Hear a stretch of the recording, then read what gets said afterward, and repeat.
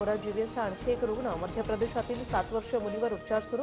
महिनाभरात जिल्ह्यात 10 जीबीएस रुग्णांची नोंद, तर राज्यातील मृतांची संख्या 6 वर।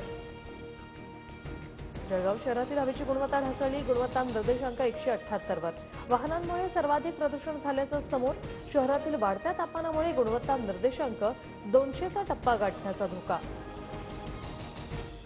मुंबईतील तापमानात काही अंशी घट, पुन्हा गारवा वाढण्याचा अंदाज, तर पुण्यातील कमाल तापमानात वाढ 35.8 अंशाची नोंद। नागपुरात बनावट दागिन्यांवर 73 लाखांचं कर्ज काढल्याचा प्रकार। सोनं तपासणीसानं आता 16 ग्राहकांशी हातमिळवणी करून बनावट दागिन्यांवर कर्ज मिळवून दिलं। 5 पावली पोलिसांकडून आरोपीविरोधात फसवणुकीचा गुन्हा दाखल। यूपीआय ट्रान्झॅक्शन फेल झालं तरी पैसे तात्काळ खात्यात जमा होणार। देशभरात ऑटोमेटेड चार्ज बँक प्रणाली लागू, ऑनलाईन पेमेंट्स ॲप युजर्सना मोठा दिलासा। मध्य कोकण रेल्वेद्वारे महाकुंभसाठी विशेष गाड्या, प्रवासी सुविधा, गर्दी व्यवस्थापन उपाययोजना। मध्य रेल्वेकडून महाकुंभसाठी 42 विशेष रेल्वे गाड्यांचं नियोजन।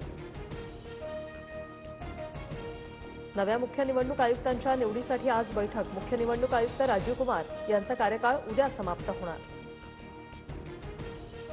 दिल्लीच्या नव्या मुख्यमंत्र्यांचा 18 फेब्रुवारीला शपथविधी। आज आमदारांच्या बैठकीतील विधिमंडळ नेता ठरवला जाणार। विधिमंडळ नेता दिल्लीचा नवा मुख्यमंत्री असणार, सूत्रांची माहिती।